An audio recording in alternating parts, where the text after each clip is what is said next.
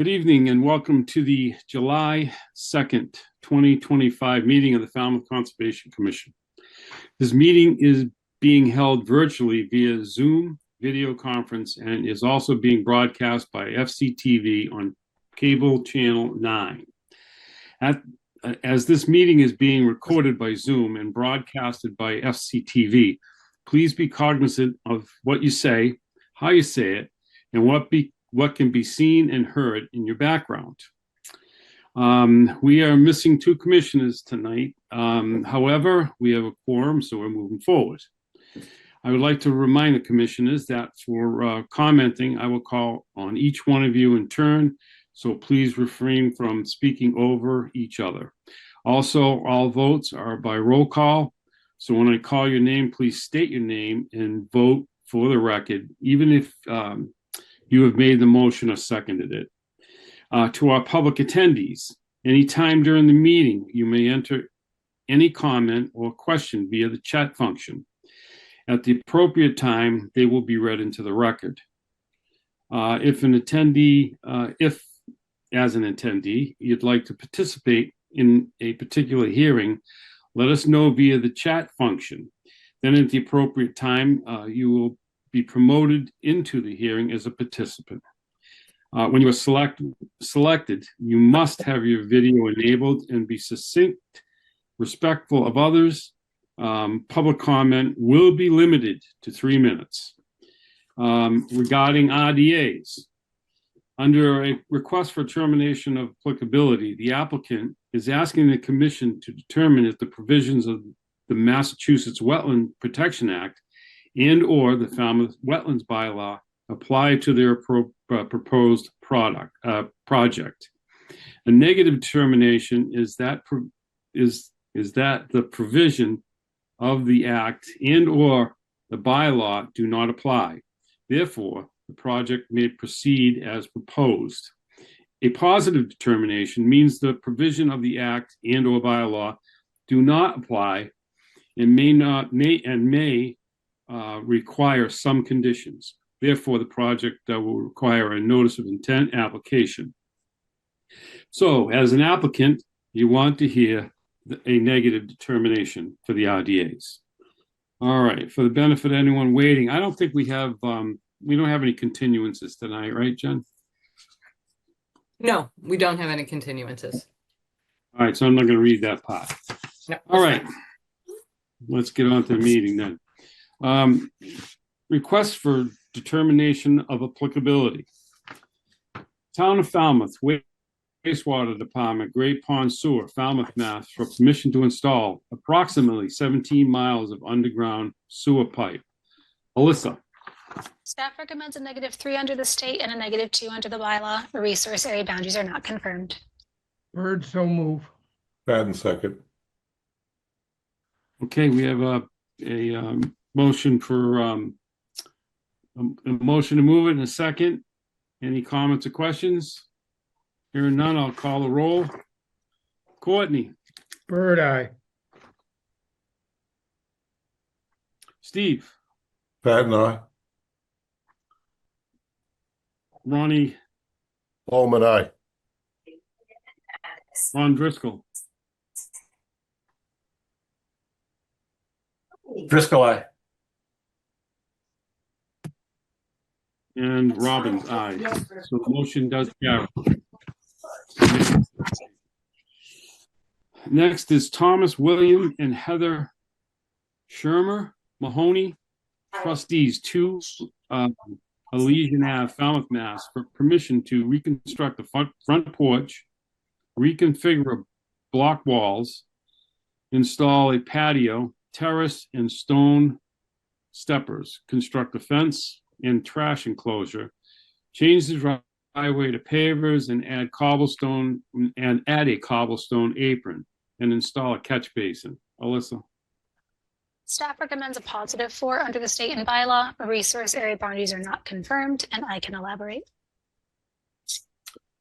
Please do. Yes, so this property is rather unique where it's situated in the heights. It is within the 100-foot buffer to a salt marsh. However, in between this property and the salt marsh is another property and a road. We have seen this property before in 2020. There was a proposal for some minor work within the buffer. And due to its proximity to everything, this commission allowed the project to go forward without mitigation. Similar situation is before you tonight, though the scope of work is a bit larger as opposed to just some stepping stones in the back. There is a rather large patio. So the staff, just in upholding the regulations, has to recommend a positive because mitigation is required for an increase in impervious surface in your buffer. However, we would recommend that the commission issue a continuance for this, go out to the property, take a look for yourselves. We can send you the information for this filing as well as for the previous filing for you to make your decision. And if there are any questions, the engineer is here to answer them. Mr. Chair. Do we have any comments? You're asking, Courtney, gotcha. so she's asking for a continuance or a denial? No, so- Courtney. Go ahead. Courtney, Positive usually when we determination. issue, yeah, usually when we issue a positive, we don't want the board to make their decision in a vacuum. So we would like you to go out to the property yourselves, and as Alyssa said, we'll send you all the information. Right now, the staff is recommending a notice of intent be filed. We have to do that based on the regs. But the board has made a particular determination on this property in the past, and we would like you to go back out there. As Alyssa said, the scope of work is different. It's larger. But we can, go out to the property just like you would and make a determination. Okay? So we want a continuance then, Correct. until when? Next hearing, which would be the 16th. Okay, so I'll make a motion to continue this this hearing until the 16th of July. Patton second. Oops, okay. Okay, we have a motion and a second to continue to July 16th. Any other comments or questions? There are none, I'll call a roll. Courtney, Bird, aye. Steve, Patton, aye. Ronnie, Bowman, aye. Ron Driscoll.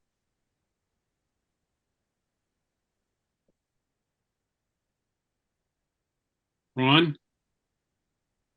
If you can't hear me, give me a thumbs up. Ron Driscoll, Driscoll, aye. thank you. Robbins is aye, so the motion to continue to the 16th carries.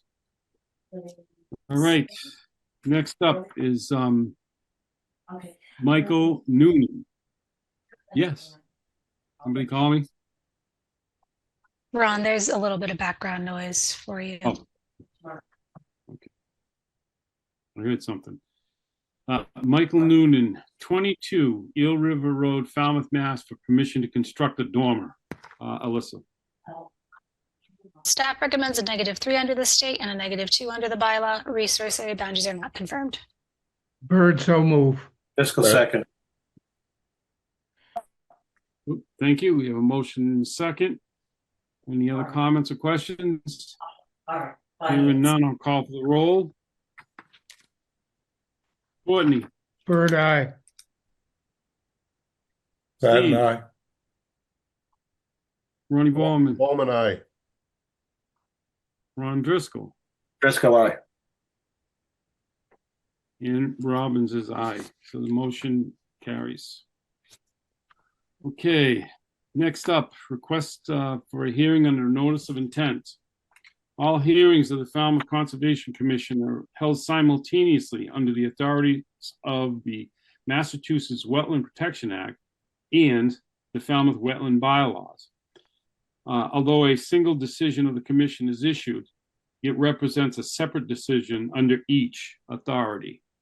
And first up tonight, we have Kristen and Owen Bard, 110 Alder Lane, Falmouth, Mass. For permission to connect invasive species management, reconstructing the existing deck, utility platform, reconstruct a retaining wall, construct a rinse station, and install mitigation plantings. Jen. Yes, Mr. Chairman, I've promoted Tim Santos from Merrill Engineering to present his project. Good evening, Tim. Good evening. With your permission, Mr. Chairman, I will share my screen. Absolutely. Can everybody see that? Yep. Yes. Okay. For the record, Tim Santos from Merrill Engineers representing the applicant. Property is located at 120 Alder Lane, currently developed an existing single-family home. Deck, steps, landings, driveway out front, various landscaped areas. This project was before you a few years ago under an RDA for a septic upgrade when the house originally sold. That has been installed. The applicant has recently purchased the property last year and is looking to do some site work to the rear on the side of the building. Just a little background history. The applicant did discuss with staff about some tree removal and some poison ivy removal, and the applicant had removed the poison ivy and didn't realize it needed a actual permit to remove some of the invasives along the lot line. So that's part of the reason why we're here tonight. So the resource areas on are within 100 feet of the property. There's a salt marsh that wraps around the back, bordering vegetated wetland, and the entire property is inland subject to coastal storm flowage. Also, the majority of the property is within the riverfront from the Wild Harbor River. So what the applicant is looking to do is reconstruct the decks to the rear and south of the house in kind. There's a small utility platform in the front of the garage that they'll be looking to rebuild as well. They're looking to remove the existing wooden retaining wall in this area and install block retaining wall with a set of steps with some steppers that come around the side of the house that lead to the backyard. That is an increase of 90 square feet of impervious within the FWRA zone. So there is a 270 square foot requirement for mitigation plantings. We are proposing 300 square feet to the rear.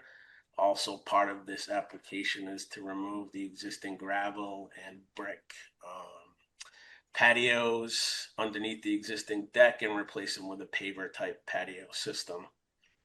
In regard to the invasive work, there's approximately 1,300 square feet of invasives that exist around the perimeter of the rear of the property up to the salt marsh that the applicant is proposing to remove and replant with native shrubs. When I reviewed the project with staff earlier this week, it was brought to my attention that there are a few shrubs beyond what we're kind of showing here to be removed in this mulch area that were removed last year as well. So we've estimated it to be about an additional 120 square feet of restoration plantings that we'll kind of put in this back area to beef up the buffer to the salt marsh. So there will be a revised plan submitted. I discussed that with Alyssa on Tuesday. Believe that addresses all of your comments. I'm kind of looking quick. Oh, there's also a comment about removing the switchgrass. So we will remove that if staff and the board does not feel that's a native that should be planted in this area. So if the board has any questions, I'd be more than happy to address them. Thank you, Tim. Jen, you're up. Yes, Tim. Any concerns with us conditioning Baccharis or Iva along the salt marsh? They'll just do better than Bayberry. Yeah, that's not a problem. I can add it to the plan. I'm gonna have to submit the revised plan, so I can put that in the list. Okay, and you talked about the square footage of the plants the little shrubs that were removed. One of the commissioners mentioned when they were on site, the property owner was talking about pruning some trees. Did she mention that to you? We were just made aware of it the other day. Yeah, it was mentioned recently prior or right around when this application was submitted. So what I told her was once we got this approval, if any type of pruning needed to take place, we would have to file a new application for that, meet with Alyssa on site and look at the view corridors. I did Okay. discuss that with Alyssa on Tuesday as well. Okay, and you said they're removing the gravel from the side of the So the gravel's always been there. If the board is concerned, we could add a row of cobbles, something within the footprint of that gravel to hold it back, but it's been there since the if you look at the pictures from the septic repair, it's always okay. You're gonna need some sort of edging on there, either a metal edging or anything, because it is slumping into Sure. the salt marsh, and we don't want that to happen. So that's fine. Do we know why the gravel's there? Is it a drainage issue or is it just there? I'm just gonna assume it's always been there since I get on the property a few years ago for the septic, that it was probably, you know, maybe it might have been mulch in that area and they just replaced the mulch with gravel. You know, I'm just not sure why it was there. But it's always been there. Okay, that's all I have. Thank you, Mr. Chairman. All right, Steve, Pat, why don't you lead us off here? Okay, I really didn't have any questions. This is a riverfront, so we're 200 feet, right? Is that the regs we operate under here? Yes. Okay. So the tree replacement, is that required?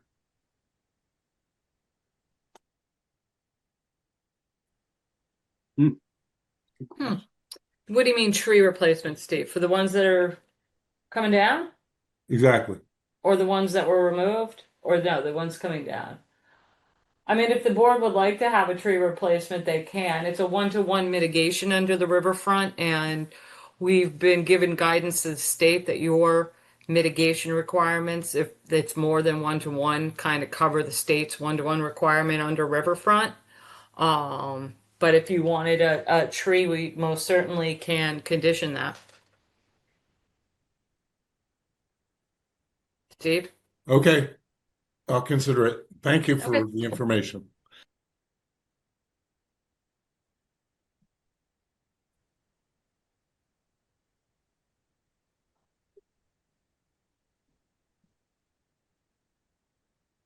You there, Ronnie?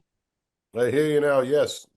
Tim, the decks are the same footprint, correct? And the patio? Correct. Everything's within the same footprint. That is correct. Okay, yeah, I noticed the railroad tie retaining wall with the condensers was failing, so yeah, I think we should just move forward. Thank you.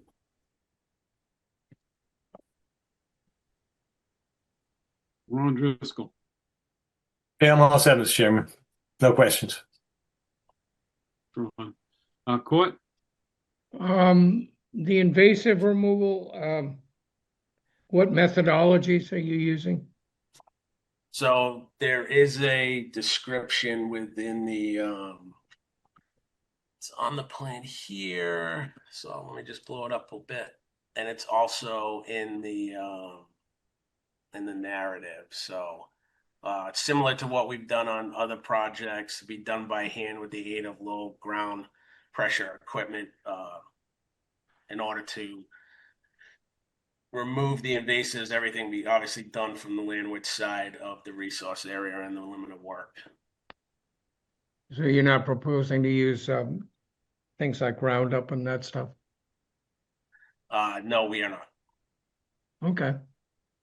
No other questions? Alyssa, I apologize. I skipped over you. No worries. There was just one more comment on the staff report. Tim, we've already talked about this, but the staff would recommend a pre-construction meeting just so we can meet with the crew that's hired and make sure we're all in the right scope of work and doing what's permitted.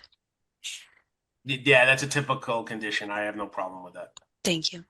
Thank you, Tim. Anything else? What would be your pleasure then on this? Me? I think the board could close it. We can condition the extra plantings. If Steve wants a tree or two, we can condition that. And obviously we'll condition that pre-construction, and Tim's already said he'll remove the switchgrass. So we're fine with closing it at this point. Okay, can I get a motion to close? Court? You got your hand up. I'll make a motion to close the hearing and take it under advisement if there's nobody that from the audience that wants to say anything. Steve, I did think you so. have another comment? I just wanted to check with Tim. I think it's really replaced. Would that be a burden on this project for you? So I know some of the trees, one of them's in the patio itself. The other ones are right adjacent to the house. And I believe Alyssa met out there with the tree arborist at one point. So I know some of the trees are kind of, I'm not going to call them diseased, but they're failing, and other ones are real close to the house for safety. So that's why they were being proposed to be removed. Yeah, I don't have any problem with removing them. I think you're right, but whether we should replace one, I would like to see that condition. So, and then I'll second Courtney's motion if that's appropriate, Mr. Chairman. Okay, Jen, is there any comments in the chat function? No comments in the chat, Mr. Chairman. Okay, we have a motion by Courtney and a second by Steve to close the hearing and take it under advisement. And I will call a roll. Courtney, Bird eye. Steve, Pat and I. Ronnie Bowman, Bowman, aye. Ron Driscoll, Driscoll, aye. and Robbins is an aye. Okay, we've closed the hearing on 110 Alder Lane. Next up is Seth Adams, trustee, S Pond Realty Trust, 265 Thomas B. Landers Road, Falmouth, Mass. For after-the-fact permission to install a patio, generator, retaining wall, and 2 sheds, and for permission to install associated mitigation plantings. Jen. Yes, Mr. Chairman, Tim Santos is still with us from Merrill Engineering to present his next project. Tim, Good evening again. For the record, Tim Santos from Merrill Engineers. And with your permission, I will share my screen.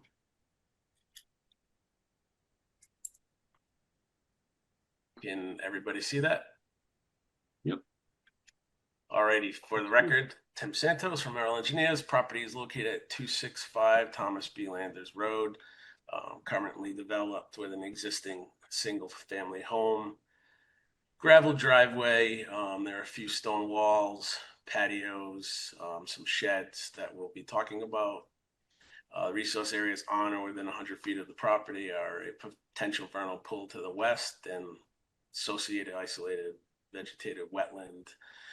Right to the east of that, this property was originally developed back in 2004 under a notice of intent, which the board had issued.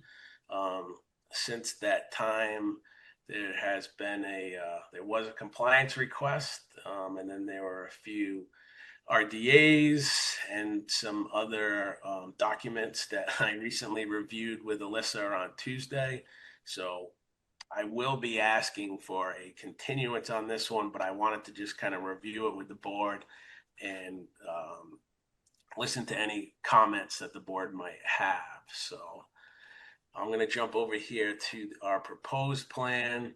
Let me go here first. So basically what I did is I kind of created this, I'll call it a mitigation exhibit plan for after the fact approval. And I've highlighted the constructed items, slate patio, shed, generator, stone wall here, and a shed down to the south of the house that's in the A zone, and then the stone wall that's in the B zone.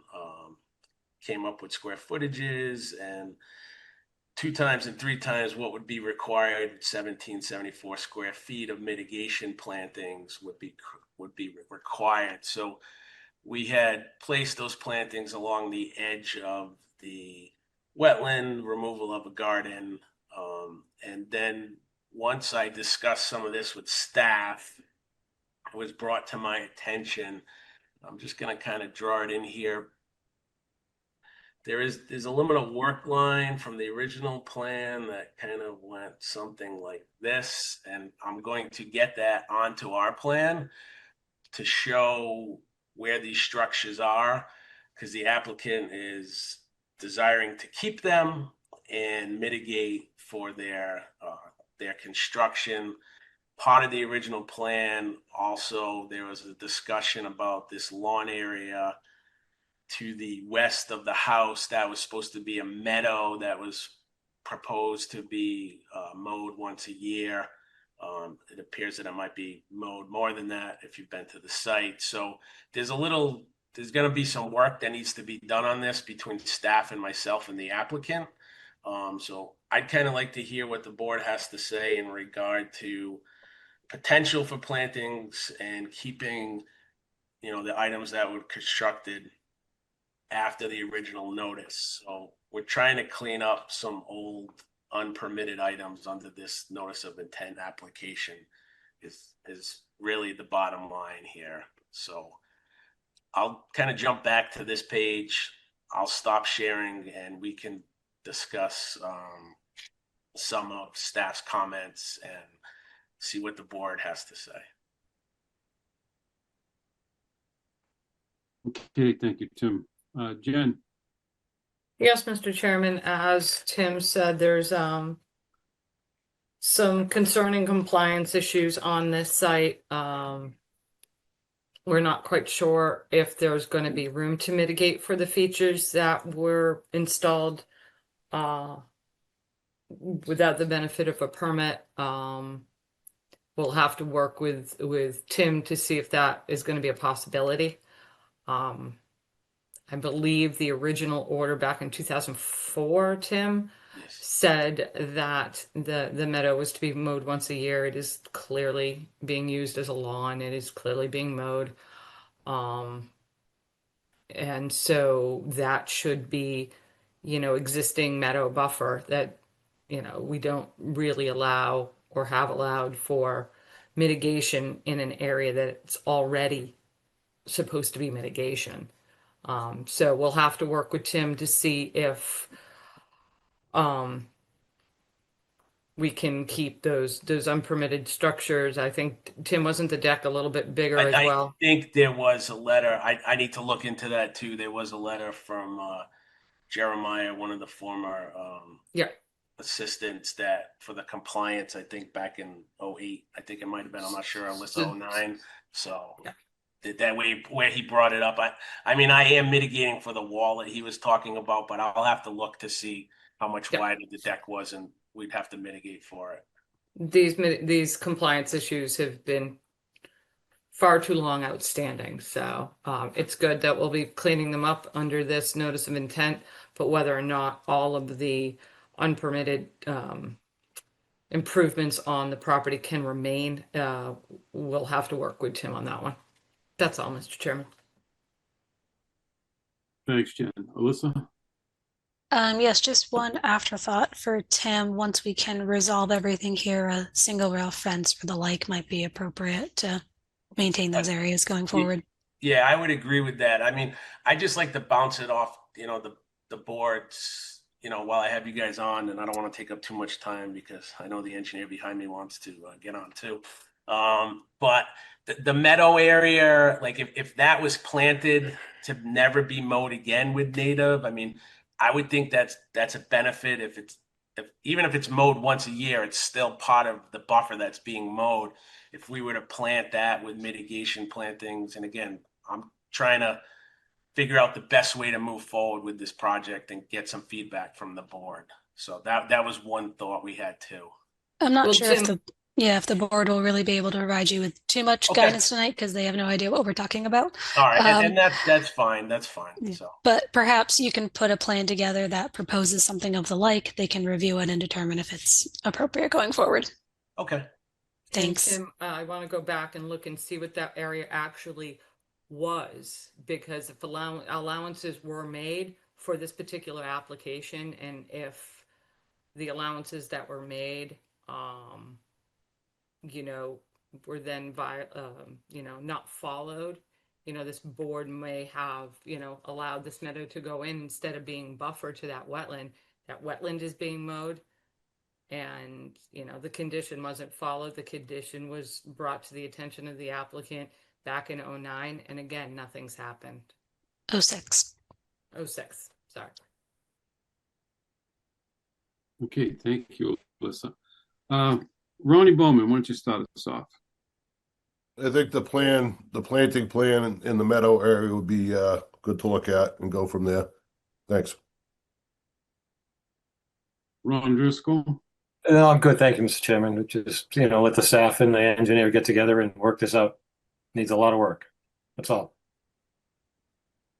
Courtney?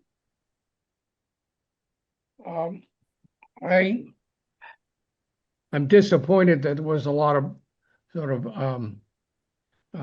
unpermitted work there. But I think staff is in a better position to evaluate what needs to go and what can stay and what mitigation is appropriate. So I think we wait and see what the revised submission is all about. That's my only comment. Thanks, Court. Steve? Yeah, the staff will have to figure out the mitigation. It's more you look at it, more interesting it'll be. I wouldn't want to do mitigation in the previously mitigated area. Thank you. Okay. Jen, anything in the chat function? Nothing in the chat, no hands raised.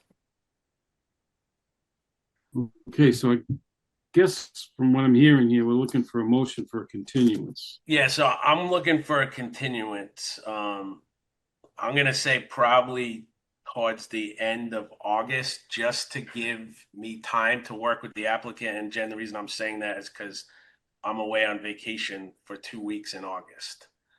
So Good for you, Tim. And I'm not trying to drag it out. Trust me, I'd rather just get it done now. But I don't want to say, yeah, let's do this. I can't even remember, like the 23rd or the 30th, and then I'm gone for a few weeks. So when are you back, Tim? I am back the 22nd. So do you have a meeting wow. on the 27th? Yeah, we'll do it the 27th. All right. And then that way I'll have stuff to you like 2 weeks before or 3 weeks before that meeting. I'll try to get it to you as soon as I can. So that way, if we need to go back and forth, okay, we can discuss it. And then if we need changes, I can have someone make the changes while I'm gone. Yeah, we can go back and forth on Zoom and everything else, Tim. We'll work with you. All right. I appreciate it. And thank you for your time. I know I'm not going to say this was a waste of time, but I felt that we should at least open it to start the discussions. Okay, so we're looking for a motion. So make a motion to continue it until August 27th, Patton. Bird second. So we have a motion by Steve and a second by Court to continue to August 27th. Any other comments or questions before we call the roll? All right. Courtney? Bird eye. Steve? Patton, aye. Ronnie Bowman? Bowman, aye. Ron? Driscoll, aye. And Robbins is aye. Okay, we've continued this hearing to August 27th. So Thank you for next your up time. is Have a great 4th. You too, you Tim. Take care. Bye. Next up is Robert Traina, trustee, Bridge Street Realty Trust, 34 Bridge Street, Falmouth, for permission to install 2 tie-off pilings and install deck boxes on an existing licensed pier. Jen. Yes, Mr. Chairman, I'm promoting Mike Borselli to present his project this evening. Evening, Mike. Good evening, Mr. Chairman. Welcome to the chairmanship. And for the record, my name is Mike Borselli, Falmouth Engineering, and I represent the applicant. With your permission, I'd like to share my screen.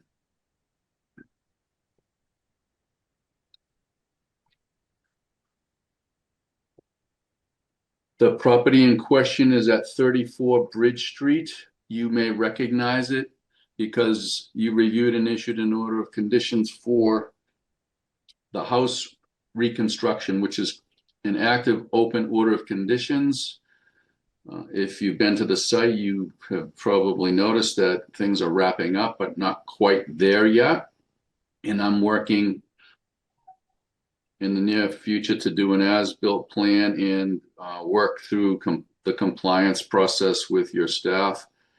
We do understand, and it's in the staff report, that there were a few impervious surfaces that were not on the original approved plan that will need to be mitigated for, and we will work with the staff and make sure the mitigation planting is installed before we apply for a certificate of compliance. The original plan had been worked out such that there was little or no increase in impervious surfaces, so there was little or no requirement for mitigation. But there's a few things that are a little different, but they're not unpermittable. They just need to be mitigated for. So we will be submitting probably a little later in the summer. We'll be submitting an as-built plan and working with your staff through the process to obtain a certificate of compliance. The project before you tonight is solely to do with the existing licensed dock. There's a fixed dock on the property. The applicant has 2 vessels. This is a straight dock. The one boat parks on the north side and one boat parks on the south. The north side has the benefit of 2 tie-off pilings. The south side does not. Because it's a fixed pier, there's not a lot of give when you have winds and waves, and depending on the direction, the boat can bang into the fixed pier. So the tie-off pilings we're proposing would facilitate tying the boat more securely. Since this is a summer home and there's often not people on the property, it's hard to pay attention to the boats, and the applicant's hoping that he can have the 2 tie-off pilings so that it put his mind at ease that his boat won't be getting damaged or the dock won't be getting damaged. You might remember when we reviewed the house project, your staff noticed that there was an unpermitted float on the fixed pier. That was removed. Although it wasn't permitted, the reason it was there was it helped with keeping the boat from banging into the fixed pier. But we do not believe a float could be permitted, so instead we're hoping that you can approve the 2 tie-off pilings. In addition, we just showed for informational purposes that he would like to install and secure 3 dock boxes on top of the decking of the existing dock. They're not in any place where they expand over any wetland resources. They're just right on the edge of the fixed pier, and they'll be bolted down so that all the stuff that you need to store relative to boating can be stored in there.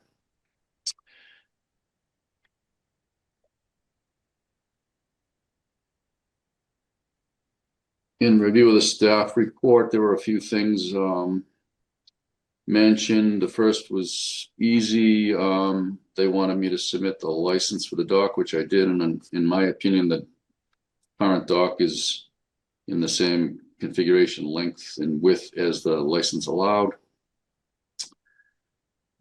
As I mentioned earlier, there's some matters regarding mitigation that need to be worked out for the other open order of conditions. We're going to be working on those through the summer.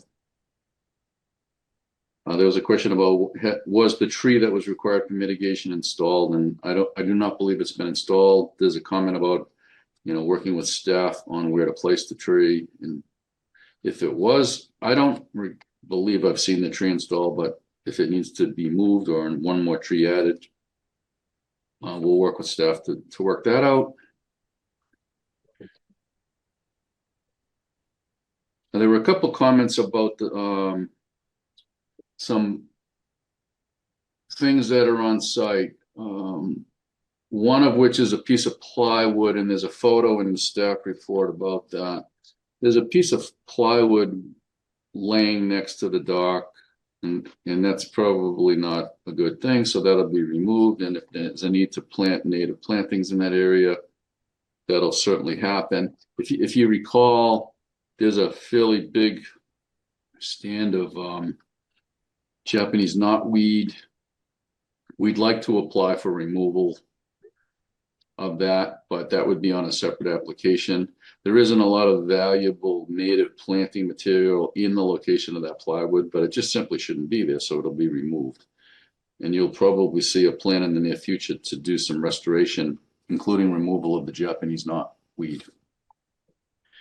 Also mentioned in the staff report was the fact that there were two large stones installed right at the edges of the approach to the dock. They're in a photo in the staff report.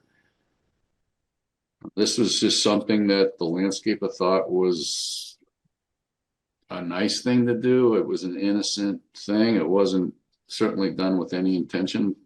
I mean, why would he install those knowing that there would be conservation staff on site? So it was an innocent, I guess I'd call it a mistake.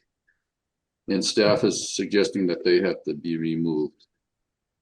Well, I won't argue about that, but I'm hoping you can reconsider that since they're fairly substantial. And I spoke to the contractor; they can be removed.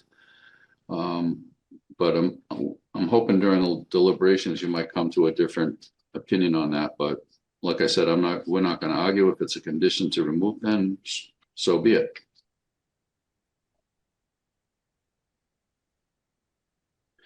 A few more things in the staff report. There was a kayak rack that was required to be removed under the review of the house. The kayak rack was removed, but it looks like there's a little bit of restoration needed where the kayak rack used to be. So we can certainly work with the landscape contractor to restore that little section of salt marsh, I guess, that was probably shaded out from the kayak rack.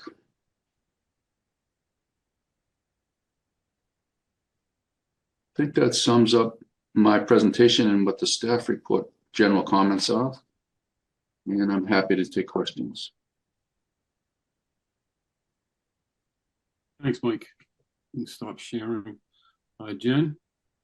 Yes, Mike. So you're saying the applicant has two votes? Yes. Okay, because I was going to condition it. I didn't know if they were putting them in for like wind or what. So okay. Yeah, they were for wind. But if one side does have the benefit of some tie-off pilings, the other side, yeah. I mean, if there are already two boats there and you're berthing them both there, then I don't have issues with the two tie-off pilings. We are going to have to fix the either mitigate for or the stones or remove them.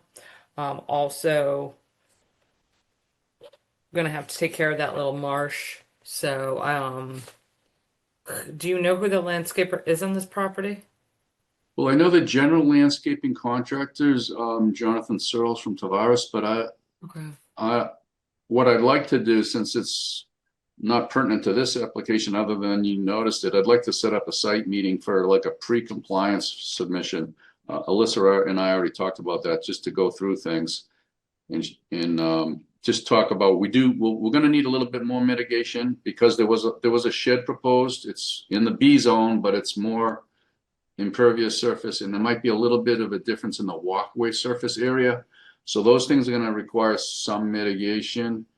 And I guess there's some mitigation planted, but not in the place that it was proposed on the plan. So we got to do a little got to fix that. Yep. Fixing of that. Yeah. And then you were going to have to restore the salt marsh where the kayak rack was, because it just did not come back. Yep. All those things for certain can be handled, and you would never grant compliance without us doing them. So we're certainly ready to do those. So Mike, I'm going to kind of force this issue a bit and say that those issues need to be resolved before the tie-off pilings be installed. Okay, Mhm. I'm gonna make that recommendation to the board. Just so to keep that process moving forward. Yeah. Okay. Sure, that, we can definitely show good faith in me working forward, with you on those things. I'll Okay, report that to the client. all right, thank you. That's all, Mr. Chairman. Melissa, I kind of lost everybody here. Only- Oh, we see you. I have nothing to add, but thank you. All right, Ron Driscoll, why don't you start us off? Yeah, is there any time of year restriction when you put those pilings in? Not in this location, Ron. Okay. And secure lock boxes, the deck boxes, they're gonna be locked and secured. I know it's probably for our benefit, for your benefit, and for us. Yeah, I would suspect they will be, yes. All right, thank you. That's all. Courtney, Court, Lou, Court, Yeah, I would agree on the rock removal. That's my only comment. thanks, Court. Ronnie Bowman, I think the piers are a good solution for the problem. They didn't get a couple spring lines on it'll help that. And I got to get up to speed on the other things that are going on. If they're going to keep the stones, mitigation would be required. It might be cheaper that way. thanks, Ronnie. Steve, When I did my site visit, I hadn't read the staff report. And had to go back and look at the pictures to see the stones. I feel they blend very well. I hope we can leave them and mitigate for them. I understand Courtney's point, but I don't think they affect anything, and they look quite nice. And I'm sure Mike and staff will work out the balance of those discussions. Tavares was on site when I was there, and they seemed like whatever it takes is what he said. hey, Steve, thank you. Jen, anything in the chat function? nothing in the public chat function or a hand raised to speak, Mr. Chairman. Oh, and just to let you know, Commissioner Kent has joined the meeting. Thank you. David, For some reason, Jen, I'm showing, it looks like 2 in the chat function for some reason. that was Dave. I believe that was Dave. That was Dave letting me know he was in the meeting, so. There's nothing in the public chat regarding this project. Okay, great. All right, what's your pleasure? What'd you like to do on this one? Mr. Chairman, I think I'd like to close this hearing, take it under advisement, and have the staff work out the issues not directly related to the pier separately. Bird second. Okay. So we have a motion by Steve and a second by Courtney to close the hearing. Any other comments or questions before I call a roll? Hearing none, I'm going to call a roll. Courtney, Bird eye. Steve, Pat and I. Ron Bowman, Bowman, aye. Ron, Driscoll, aye. and Robbins is an aye. Okay, we close this hearing. Thank you.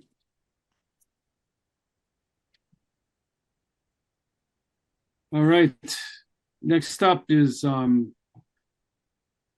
Red LLC, 74 Edgewater Drive East, Falmouth, Mass.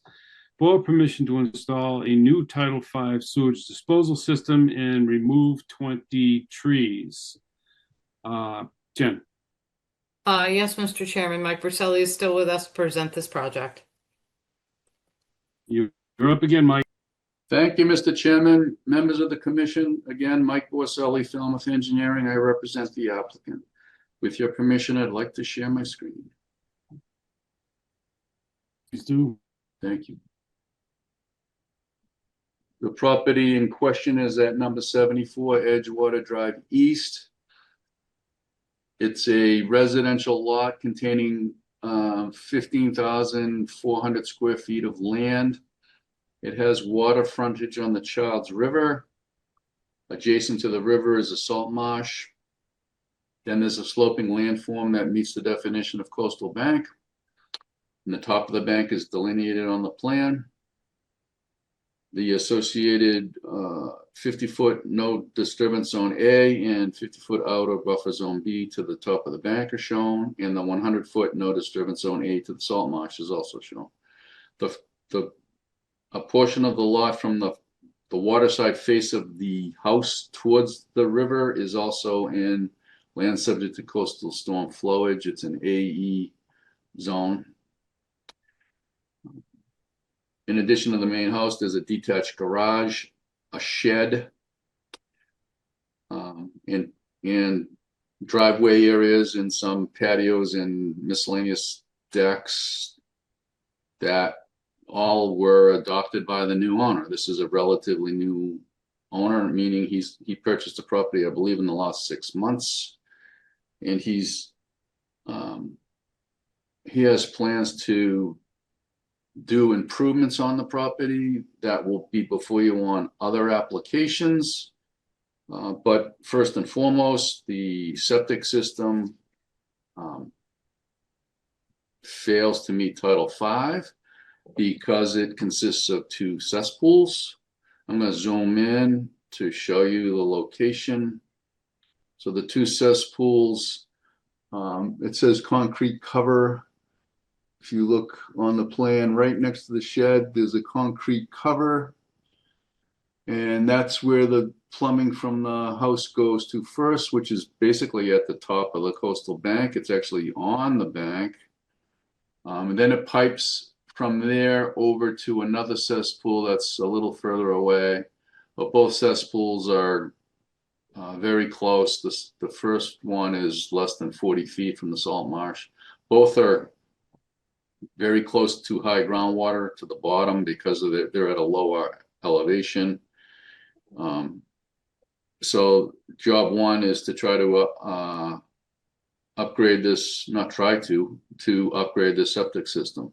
So the new septic system has been designed to meet Title V and local health regulations, with a couple of exceptions that required review and approval from the Board of Health, which we have received. We first went to the Board of Health, and they reviewed and voted and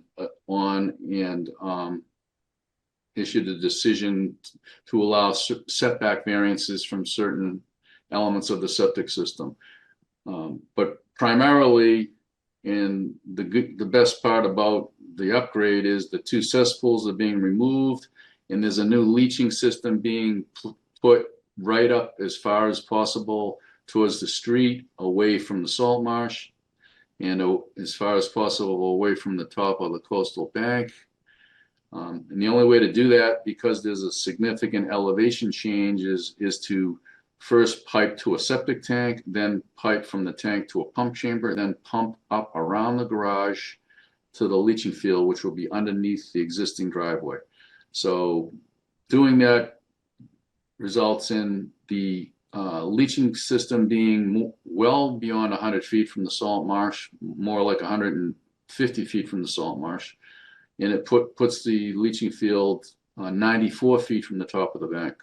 Not quite 100, but 94. Title V and local health regulations allow that. And this is like what they call maximum feasible compliance, meaning they're doing the best they can to meet all of the standards, but the code recognizes that some older, smaller lots simply can't meet all the standards.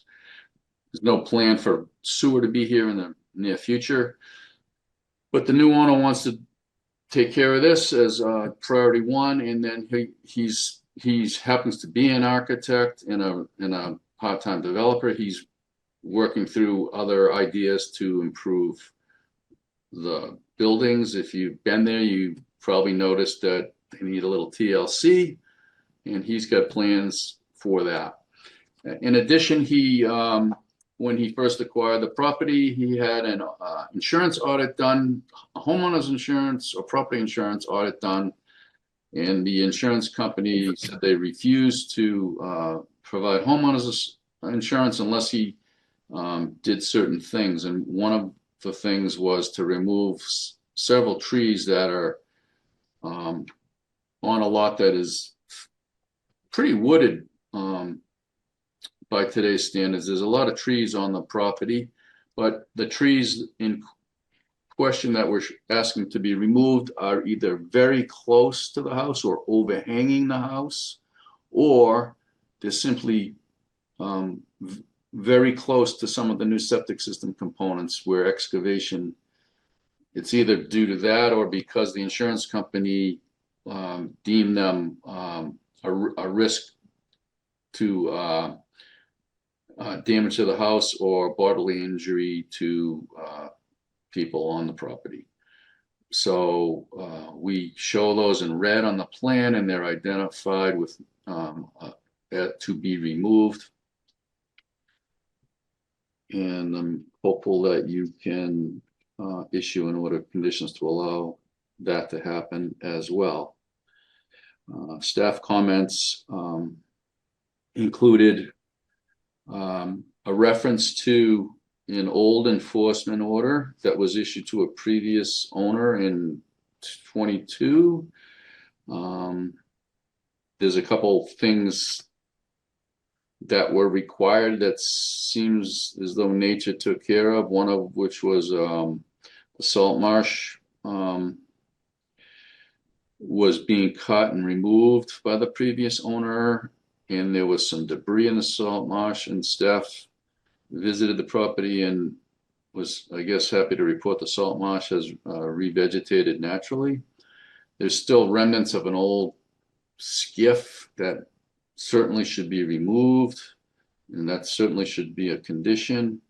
There's some old timber edging that must have been once been a garden that should be removed.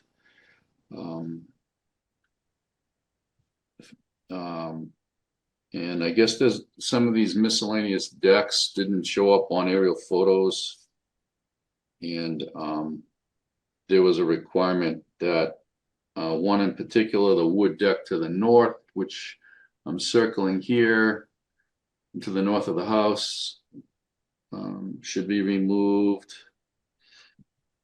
I think there was another deck that, were there two decks, Alyssa? I think there were two small decks that. Just one. Oh, just one, okay. So staff agrees with the majority of the trees to be removed, but there was a specific question about why the 10 inch and 14-inch oak near the fire pit. I'll try to zoom in on that for you. The 10 inch, this one, I guess, and 14-inch near the fire pit. I believe those were commented on by the insurance company. That's why we were because they're leaning over, and they're sort of leaning towards the house, and the wind direction could blow them onto the house. And then the 8-inch fir and 12-inch oak between the patio. I guess it's this 8-inch fir and this 12-inch oak. I don't remember the insurance report specifically requiring those to be removed, so I can only assume that those were also in the insurance report. The owner is an applicant is certainly open to doing some replacement trees, only making sure they're in appropriate locations, and we could work with staff on proper placement of some, with some whatever seems reasonable replacement trees. My experience, I don't mean one for one, but I mean like a few in strategic places. I think that sums up my presentation. I'm happy to take questions. Thanks, Mike. I'm just gonna, Dave Kent, can you hear me? Dave, you're muted. Hit your space button. Yeah, I got it. Can you hear me? Yes, we can, and we can see you. You're all set. Great. You heard Mike on that presentation? I did. Okay, great. Jen, Yes, Mike, can we have a copy of that insurance report, please, so we can, sorry, something just fell. Can we have a copy of that insurance report so we can confirm that all of these trees need to be removed? It was submitted with the application. Or if it was, I believe Was it was an attachment, yeah. Alyssa? No. Okay, well, I'm happy, I'm happy. If you to could provide. submit that and we can just confirm because, you know, there are a lot of trees. I mean, we've been to the site. We were in communication with the old property owner about taking some trees down because they are really, really close to the house. Yep, But some of these trees, I mean, there's a 10-inch, 12-inch oak over by the property line that's 30 plus feet away from the house. You know, I mean, if an insurance company is going to require these trees to be removed, I'd like to know why, because then we may have to, you know, look at our regs and then revise that no structure zone if trees within 10 feet of a house are going to have to be removed. So I just would like to see that, Mike, because I just have a hard time believing that at least that 12-inch oak, the two 12-inch oaks have to be removed. I think the two other oaks that Alyssa had mentioned are actually leaning towards Child's River and leaning away from the house. But I mean, there's a lot of trees. We understand that most of them really do need to be removed. They're right on top of the house, but we would like to see some replacement trees. if it's appropriate, and it could be conditioned, I think a walk around. I'm certainly going to submit the letter. I just looked at it in my Okay. file. I thought it was an attachment to the NOI, but I think it would be appropriate to do like an inventory walk around with the plan and just justify and compare that to the insurance letter. And if there's some that you don't believe should be removed, you know, we can make that call on the site. Okay. If the board's comfortable with that, that's fine. That's all, Alyssa, Mr. Chairman. Nothing at this time. Thank you. Courtney, So why aren't you doing a denitrification system? Well, because right now it's not required and there's no increase in daily flow to the property. And the regulations are in the works, they're in draft form, and as of right now, there's no requirement. In other words, the Child's River is not going to be an area that's going to be required for that? Oh, it is. Well, the Charles River is subject to the new regulations. The Board of Health has promulgated draft regulations, and the priority will be new construction or renovations that result in increases in total daily flow. So they understand that this project is simply to fix a substandard cesspool system with the Title V. We've designed it so that it can be retrofitted with a D-night tank, but right now, since it's not a mandate, the owner is waiting to see what the new regulations say, but if he's required to in the future, he would do that. He would be mandated to. So you've allowed for the possibility that you could convert it. Yeah, so there's space between the primary septic tank and the pump chamber that the tank that would hold the denitrification components could be excavated and plugged into the plumbing. Okay. I mean, personally, I'd like to see it, but if the regulations at this point don't require it, I can't twist your arm. I'll try.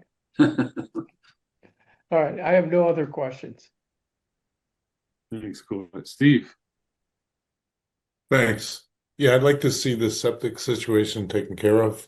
I think Mike's two-step, as long as the staff's okay with the two-step approach, I think it's good. I had no way of figuring out which of those trees should come down, but I believe the insurance report makes a whole lot more trees come down than you would believe based on personal experience.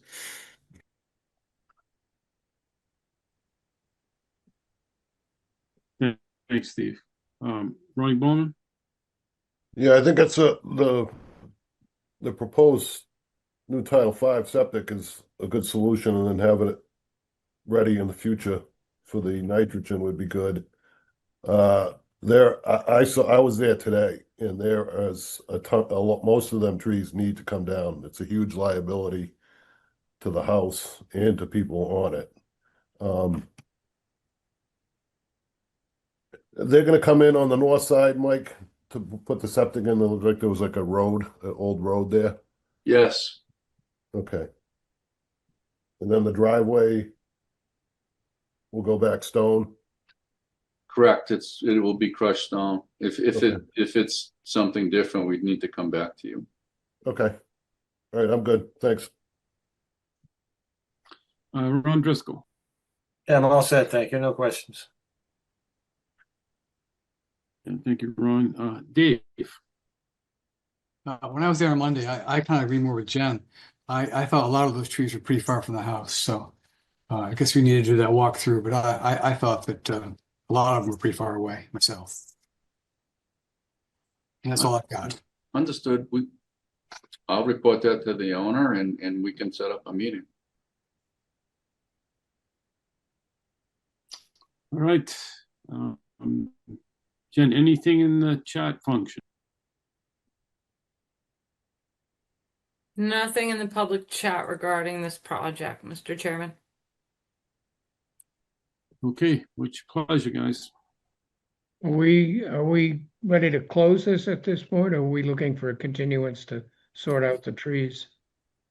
If the board wants us to do the walkthrough with Mike before closing this, we'd be happy to. We could continue this until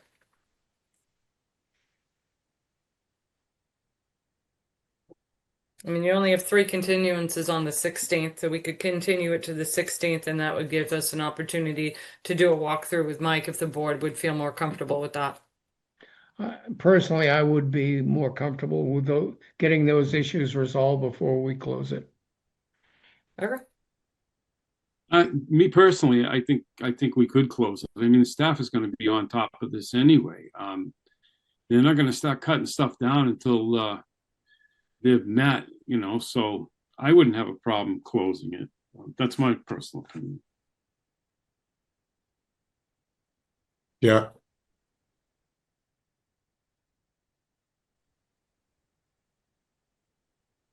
Okay, somebody want to make a motion? Russ, Steve has his hand raised. His physical hand. Who? Steve. You got it. Oh, You're muted, Steve. I'm kind of like the cable connection is kind of wacky here. I'm sorry. Yes. I was just waiting to be called, Courtney. Thank you.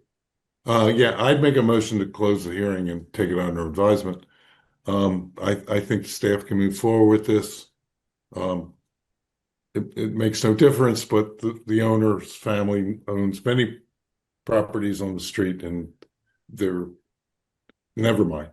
I'd make that motion. You make a Fiscal motion second. to close, right? I'll second. Motion by Steve and a second by Ron to close the hearing. Take it under advisement. Any other comments or questions before I call the roll? Hearing none, I'll call the roll. Courtney. Bird eye. Steve. Pat and I. Ron Bowman, Bowman. aye. Ron Driscoll. Fiscal eye. Dave. Can't I? And Robbins is aye. So we've voted to close the hearing. Thank you. Thank you. Enjoy the long weekend, you, Mike. folks. Have a nice 4th, Mike. Have a nice 4th. Thank you.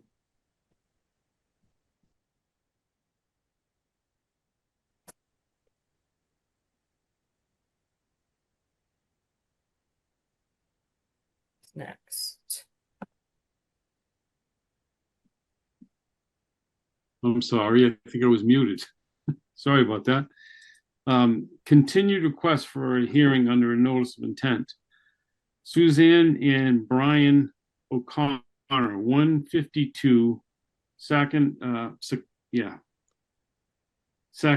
Road, Falmouth, Mass, for permission to conduct invasive species management and to prune deadwood, and for after the fact approval of a gravel driveway and a stone wall. Jen.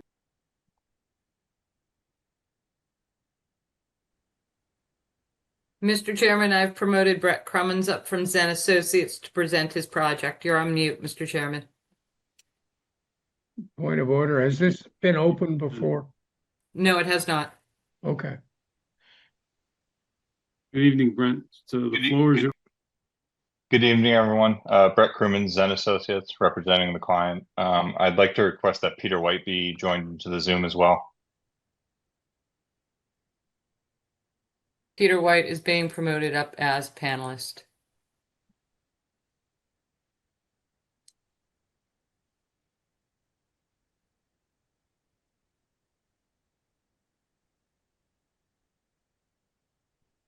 There's two Peter Whites, so I'm trying to promote them both up. One might be his phone.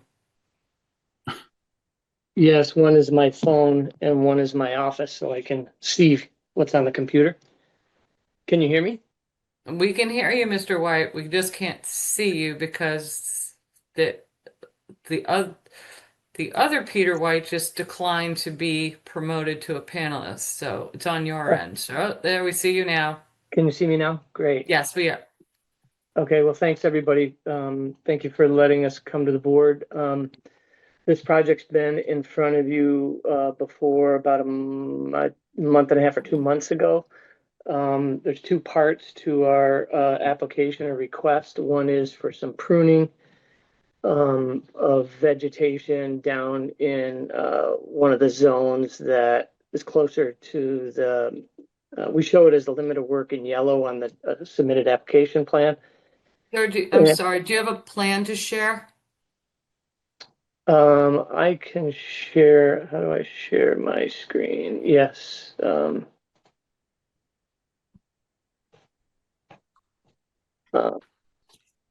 you go to the bottom of the screen, sir, there should be a little icon that says more. The share button's in that.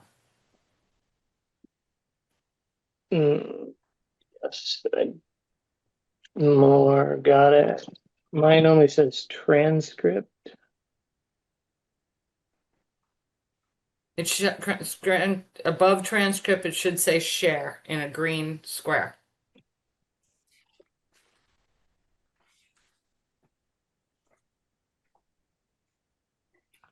If I may be able to share quicker, and then Peter can talk over it. Thank Yeah. you, Brent. Thanks, Brett.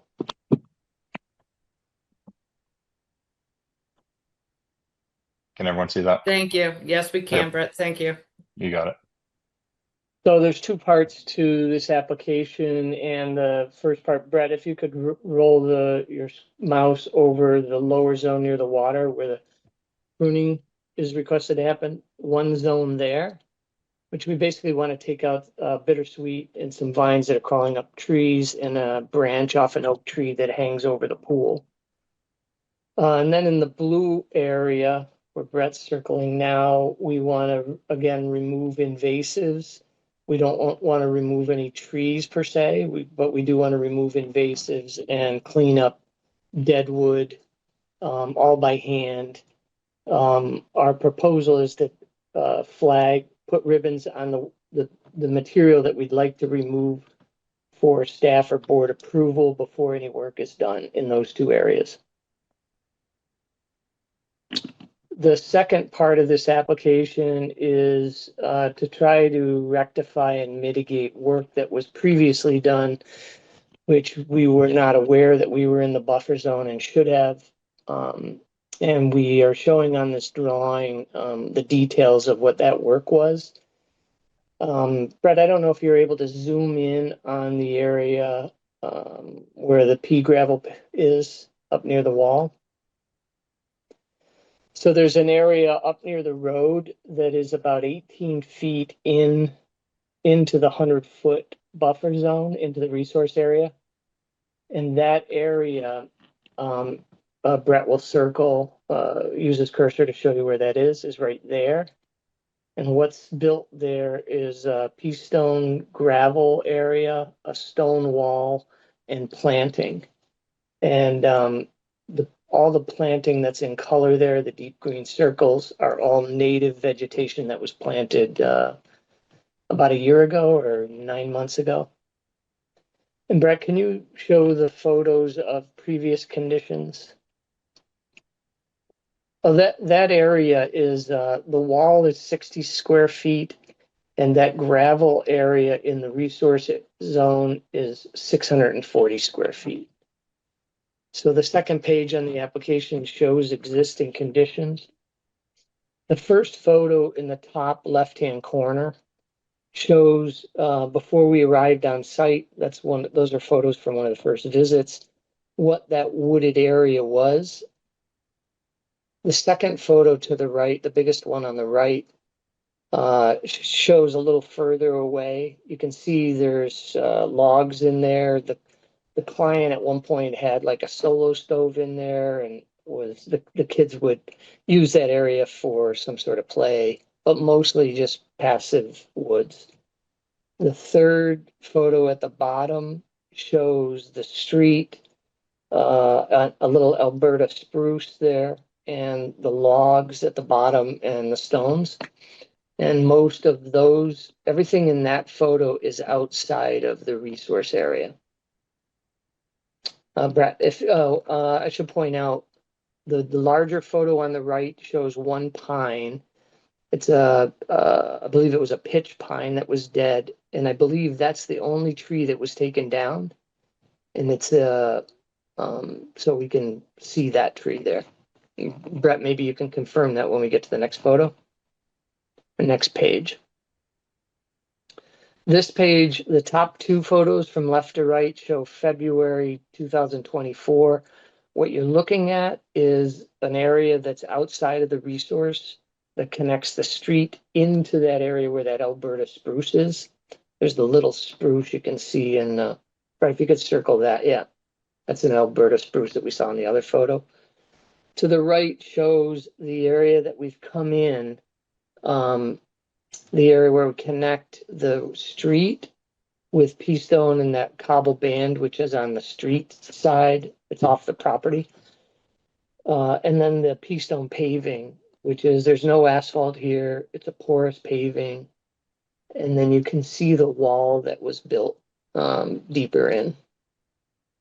And then the next two photos, Brett, lower on that page. Those two photos show also February and March, a couple months apart. That path is in the resource area, and we transplanted that one big Catawba rhododendron and moved it, transplanted it into the project. It's shown in a photo in flower. We can see that in a little bit.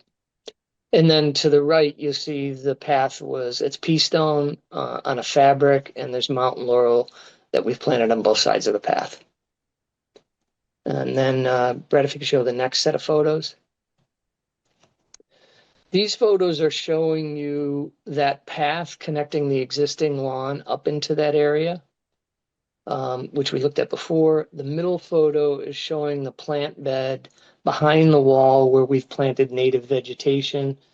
That was part of the project before we understood we were in the buffer zone. The plantings in there that are native include rhododendron maximum, hydrangea, arborescens, and further down is more rhododendron maximum. The photo on the right shows that paved area, and there's a dashed line that indicates where the 100-foot buffer zone line is. So where that person is standing is the area that's in the resource. Everything towards us is out of the resource area. And then, Brett, can you go to the last slide?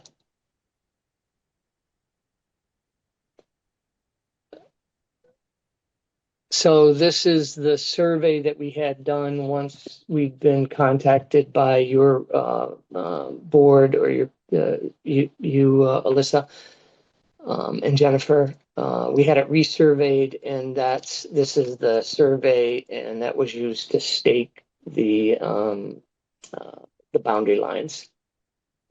So going back to the top page, what we show is the calculations for the areas that were, zoom in on that, Brett.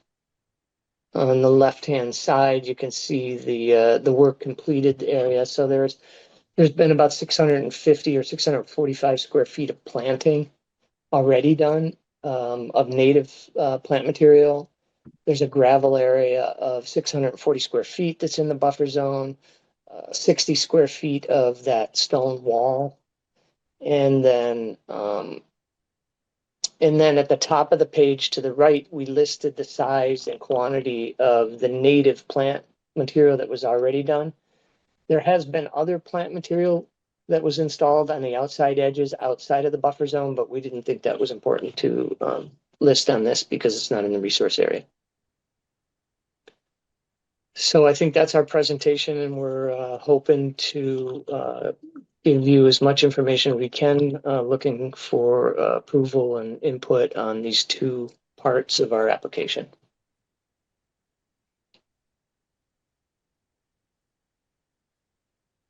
Okay. Can you stop staring, Brett?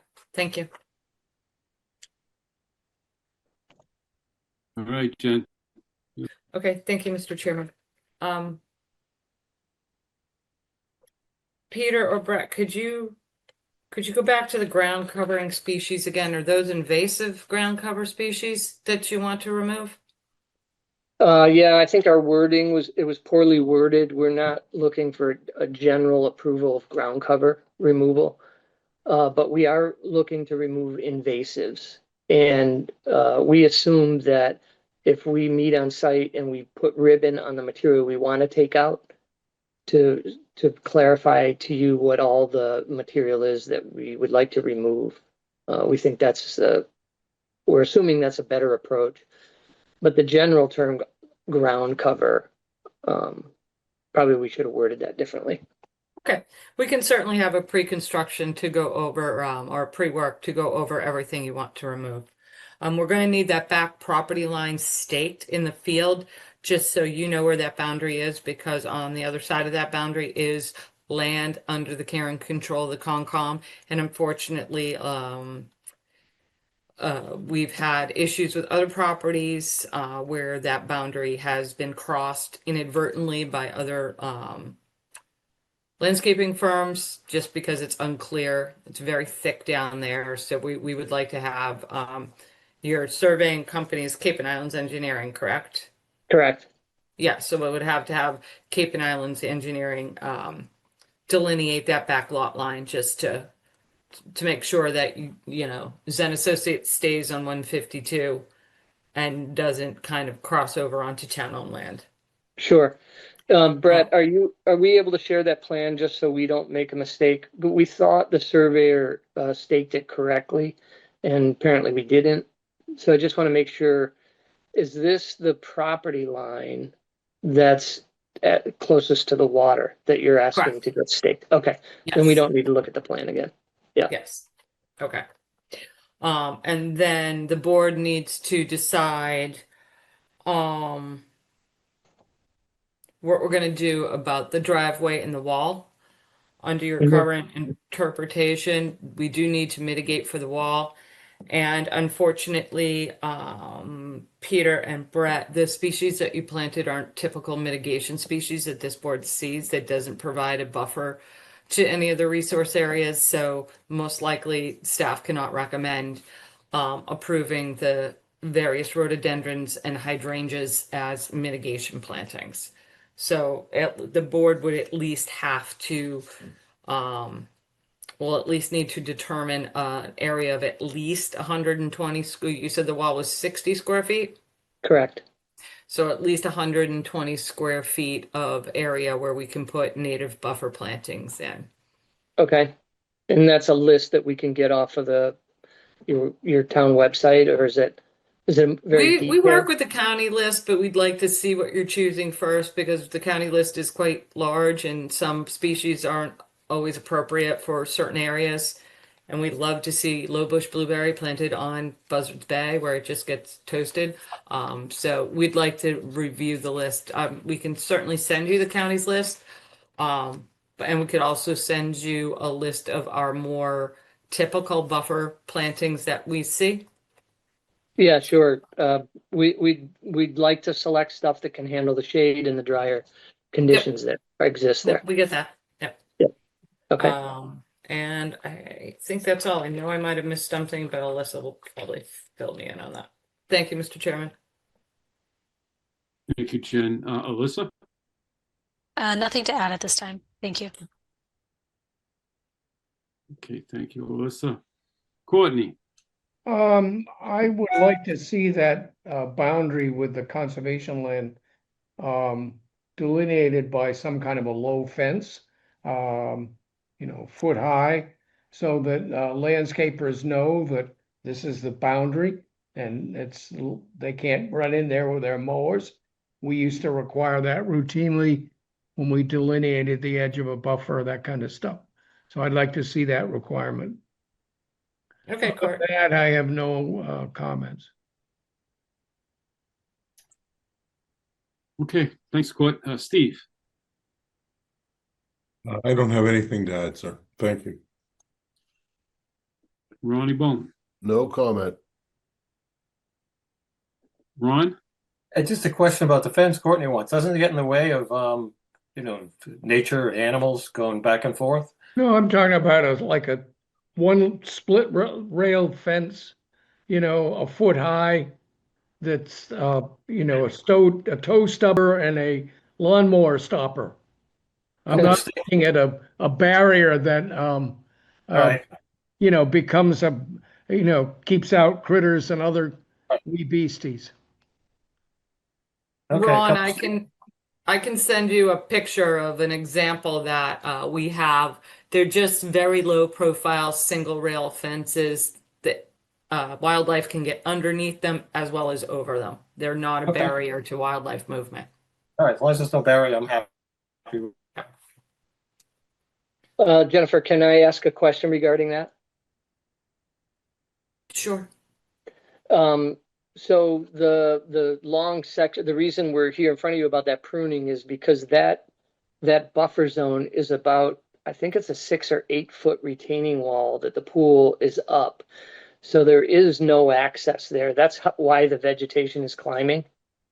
Yeah. Because maintenance can't get there. So we have to come to you because we have to go down near that big oak tree and cross the whole property. So on a practical side, the section between I don't know if Brett can bring that up, but where the oak tree is, split rail fence could make sense there. But on the other side, it's the stone wall is doing exactly what you want. Yeah, Peter, we can work with you on site. I understand what Commissioner Byrd wants, what he's trying to achieve, and when we do our walkthrough with your company, we can look at that on site with you. Yeah, okay, that sounds great. We're not opposed to doing it, just No, I understand. where it's useful. I'm We good. will with need a all that. revised plan, Peter, about showing that 120 square foot of mitigation area. Okay. Okay. Would that Okay. be acceptable that we take out the plant material that's not acceptable for mitigation, reuse that in the buffer zone, or reuse that in the area? That is an area where we can get in. Well, there's enough room there. I think if we review that on site, we can show you where we can get the 120 square feet of what's bare mulch area planted. Yes, I think probably we'll need one more continuance, and we're going to want to meet with your company out there to review everything, and we can talk Okay. about that in the field. Okay. You got one more, Commissioner. Dave, did you have any questions, Dave? I apologize. I have a couple. Hey, Peter, when I was there, we stood on the wall right next to the pool, looked down, and it's very overgrown down there. When you described the what you were going to take out of there. You were talking, it seemed like you're talking just taking a few things here and there. I had the impression when I was there that an awful lot of those vines were going to be taken out. So I'm kind of wondering the extent of what you're going to be taking out when you remove the invasives down there. Is there just a few plants or kind of the whole area? No, the client would like to do as much as is allowed by the board of the invasives. They're interested in if there's bittersweet and any invasives, they'd like to take them out. They don't want to go back in there in 2 years and do more maintenance. Go ahead. They're asking us to get in there with hand tools and take out what's acceptable. Because I saw some areas that where it didn't have anything large growing on them, but the whole area is covered by what seem to be invasive, very low vines. So those vines are all going to come out. If those all came out, the whole area would end up being quite naked. And I'm not sure if that's a problem, but I'm just trying to get a gauge for an idea for how much you're going to take out of there.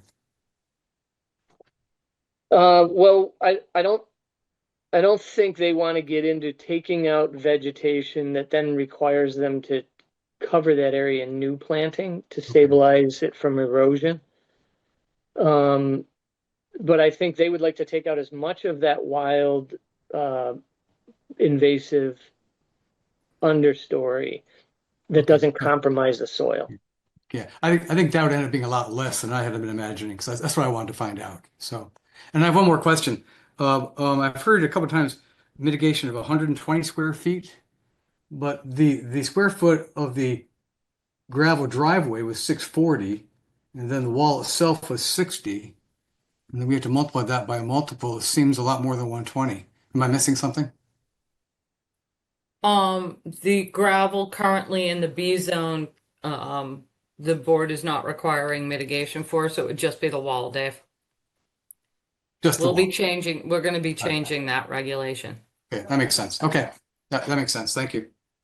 But Dave, I'd That's like to just mention that the intention, the surveyor put driveway on there, but the client is not parking cars there.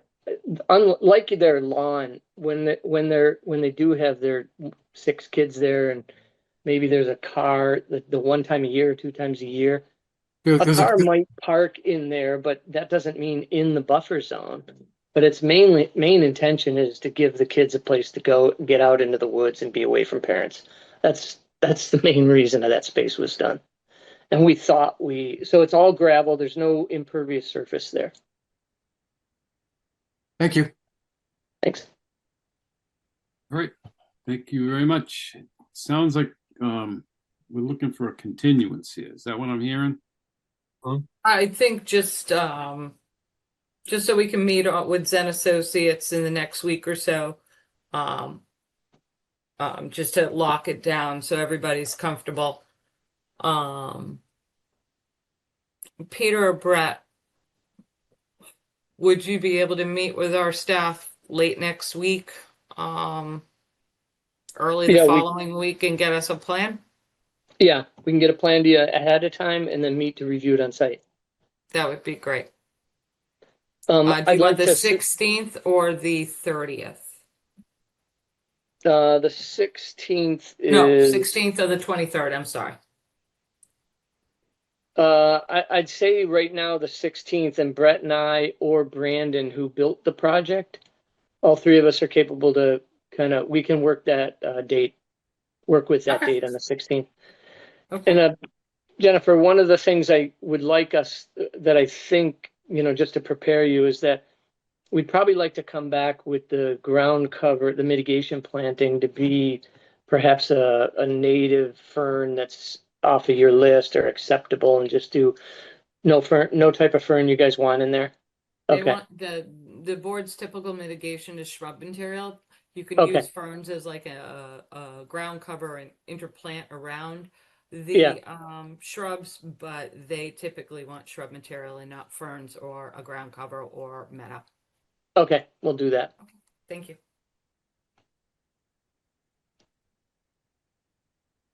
Courtney's Can I get a raising his hand. motion? Yeah, my hand's up. I would like to see a detailed plan on how you're proposing to remove the invasives.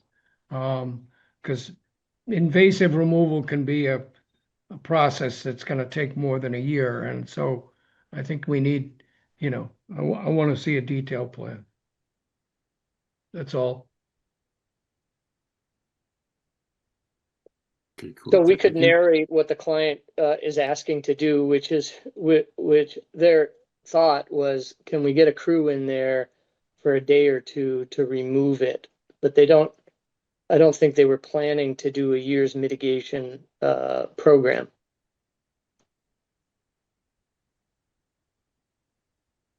So would a description of the event, the method be sufficient for the plan you're requesting? Are you talking to me? Oh, yeah. I just want to see it. I mean, if you're gonna remove invasives, those are stubborn critters, particularly depending on it. Are you gonna hand remove them? Are you gonna use material? You're gonna use, what do you call it? Herbicides on them? What do No, you do? How long just is by it gonna hand. take? I mean, I've seen some invasive removal projects that sometimes take 3 years. And so, I'm unclear as to what you're proposing. Courtney, I can clarify. They're not proposing any treatment. They're not proposing eradication. They merely want to cut them back. So it concerned me when you had said the homeowner doesn't want to do any follow-up work, but these are all invasives, they're all aggressive. They're going to start growing back immediately.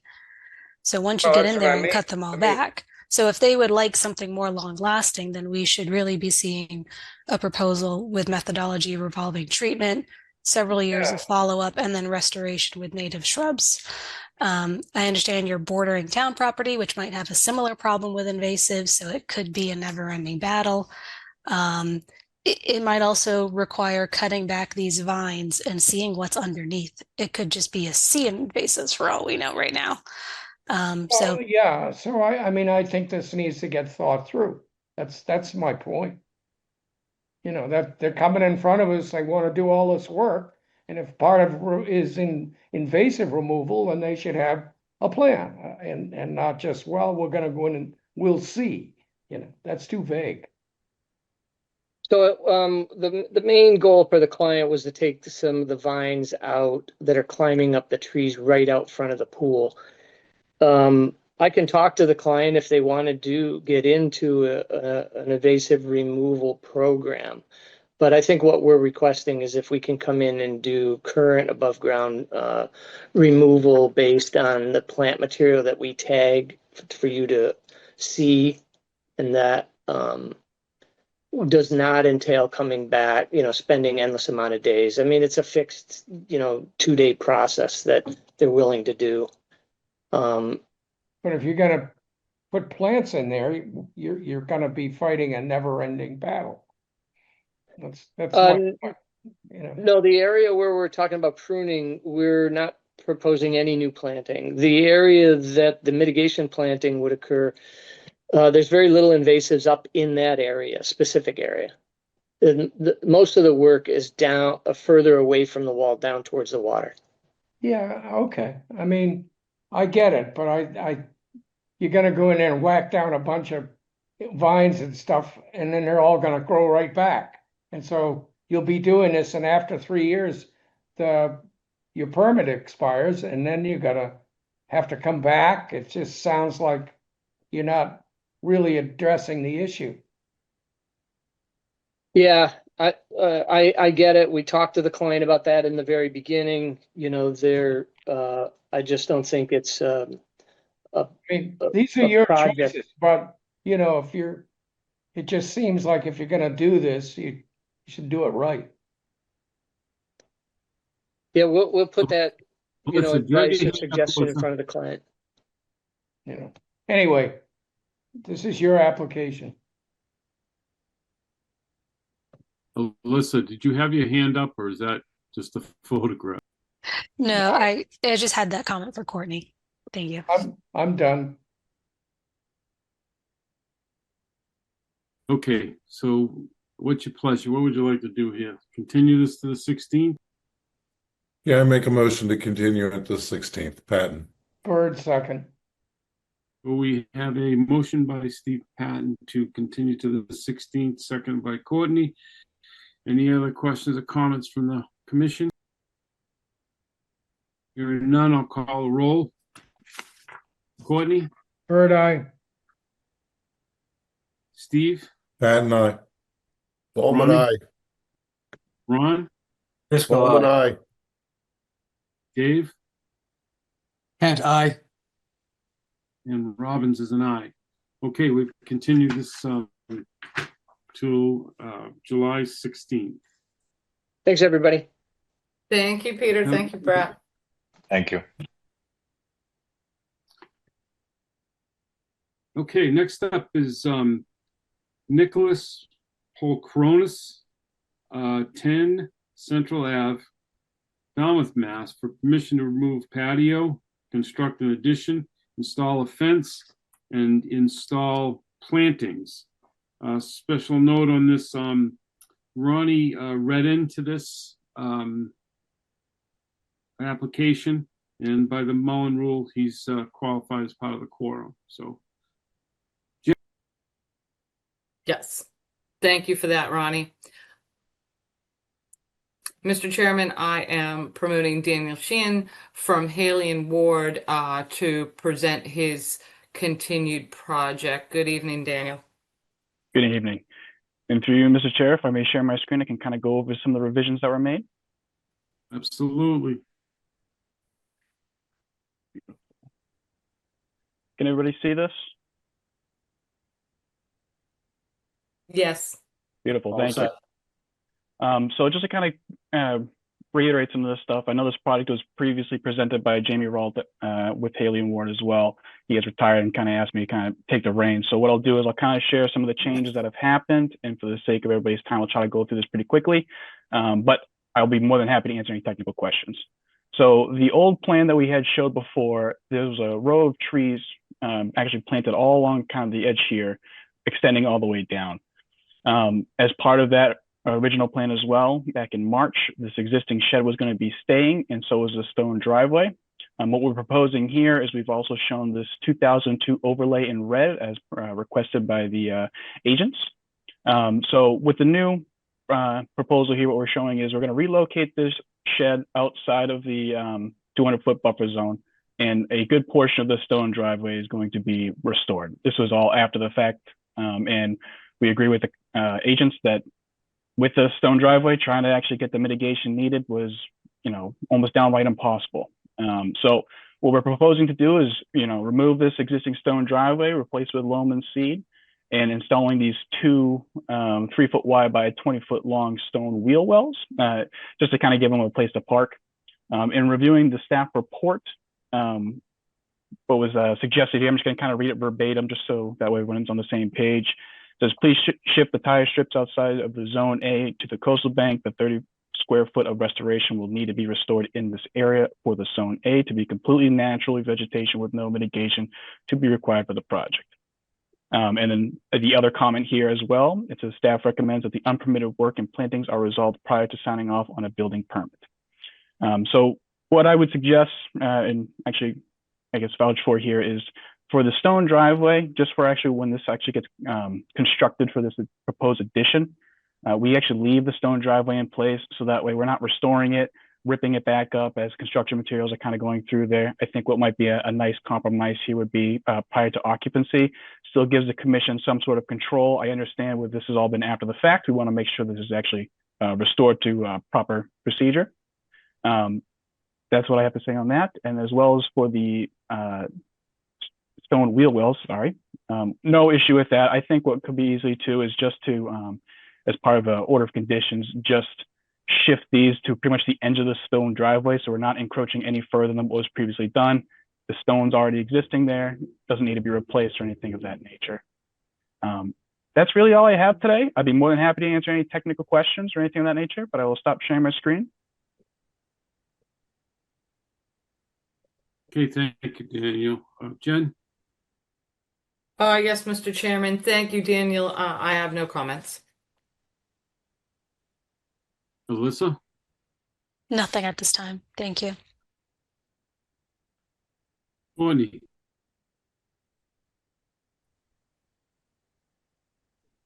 Courtney, No comments. Steve, No comments. Ronnie, No comment. Ron, Yeah, it's a good move taking a shed out of the resource area and moving it away. That sort of helps everything along. It should have been done a while ago, but good compromise. Thank you. Dave. So No comments. Okay, what's your pleasure? Anything in the chat or any other comments? Thank you, Court. Jen, anything in the chat or anything? nothing in the public chat, Mr. Chairman. I'll make a motion to close the hearing and take it under advisement. Driscoll second. We have a motion by Courtney and a second by Ron Driscoll. Close it here and take it under advisement. Any other comments before I call the roll? Hearing none, I'm going to call the roll. Courtney, Bird eye. Steve, And not. Ronnie, Bowman, aye. Ron, Driscoll aye. Dave, Kent, aye. and Robbins is an aye. Okay, we voted to close the hearing. Thank you. Thank you, Daniel. Thank you Good very night. much. Have a nice 4th of July. Thank you as well.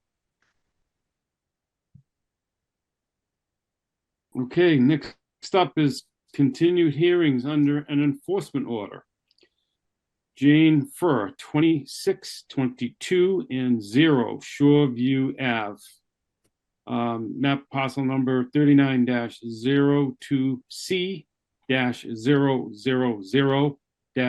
39-02C-000-504, Falmouth, Mass. Unpermitted removal of salt marsh vegetation and unpermitted construction of a deck within a conservation jurisdiction. Jen. I'm going to kick this over to Alyssa. Yes, the applicant has requested a continuance until August 6th. The intention is this will be the last continuance. We are working on a plan, just finishing up a couple final details. So I'll make that motion to continue this to what, August 26th? August 6th. All right. So move. Driscoll second. Okay, we have a motion by Courtney and a second by Ron Driscoll to continue to August 6th. Any other comments or questions from the commission? Anything in chat, Jen? Nothing in public chat, Mr. Chairman. Okay, I'll call the roll. Courtney, Bird eye. Steve, And not. Ronnie, Bowman, aye. Ron, Driscoll aye. Dave, Kent, aye. and Robbins is an aye. Okay. Sorry about that, guys. Sorry.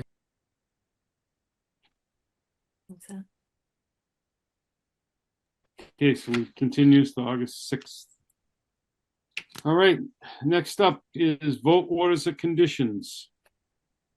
John and Jane Mullen, trustees, 123 Bywater Court Realty Trust, 123 Bywater Court, Falmouth, Massachusetts. Jen.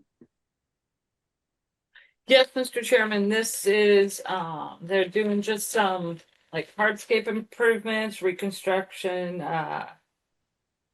rebuilding a rinse station, converting crushed stone to bluestone pavers, removing a shed overhang. The only issue, I think, all of that's perfectly permittable. The only comments we had was, one, all the mitigation is being bisected by the fence. They're putting some mitigation up behind the existing fence and some in front.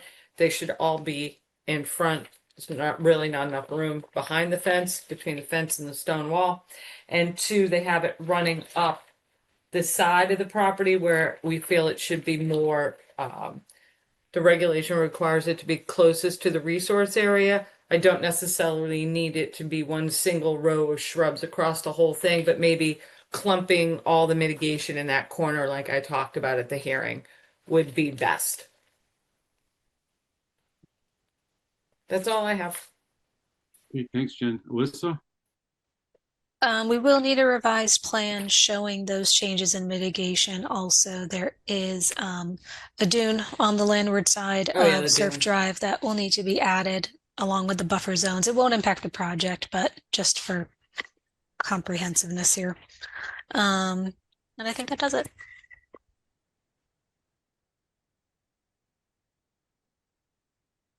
You're muted, Russ.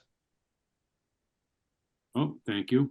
Courtney, I'm telling you, you really holding me up here tonight. Good job, Vice Chair. Yes, he's done a heck of a job. Any other comments or questions by the commissioners? I make a motion to issue an order of conditions as discussed. Driscoll second. Okay, we have a motion and a second to issue orders of condition. And I'll call the roll. Courtney, Bird eye. Steve, And I, Ronnie, Bowman, aye. Ron, Driscoll, Dave, And I. and Robbins is aye. All right, thank you. We've issued order of conditions for 1, 2, 3 Bywater Court.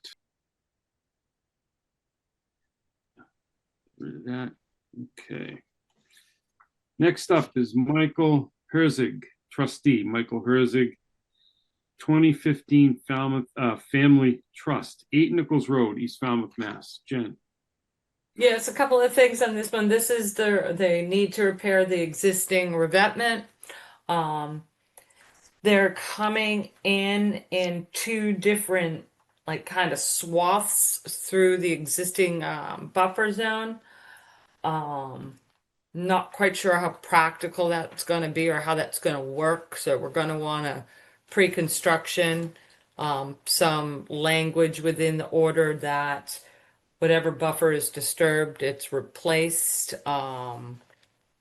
with some like substantial shrubs because we have had an issue with cutting of this poor buffer for years and it's finally now been able to grow and now we have to go through it. So we would want something like more 5 to 7 gallon containers if we're going to replace the buffer, just to get that plant material back quickly. Also, even though it's on the easement, it is on the subject property, and the little staircase that's on the easement side that was reconstructed and is extending further out into the water than the former stairs were.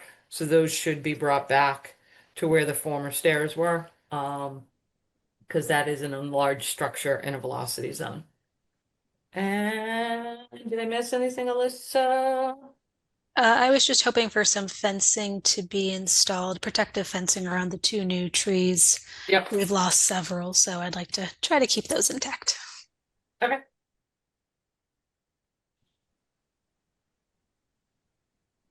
Okay, anything else from the commissioners? Yeah, I have a question. Is this the project where they going to put some trap rock behind the top pieces of yes. So I would like to make sure there's some kind of cloth barrier behind that trap rock. And otherwise it's just going to erode its way out. Okay, yeah. We'll discuss that at the pre-construction. I think there is court. Yeah. I just wanted to be sure. I know I commented on it in the hearing. I don't have any other questions. Anyone else? Can I get a motion? I'll make a motion to issue an order of conditions as discussed. Driscoll second.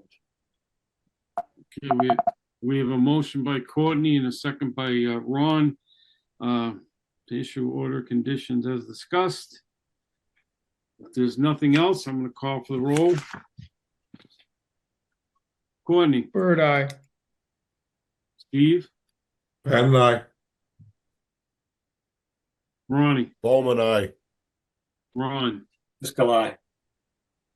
Dave, And I, and Robbins is an aye. Okay, we've issued order of conditions for 8 Nichols Road. Next up is David and Kristen Cousins, 12 Pondview Circle, Falmouth, Mass. Jen.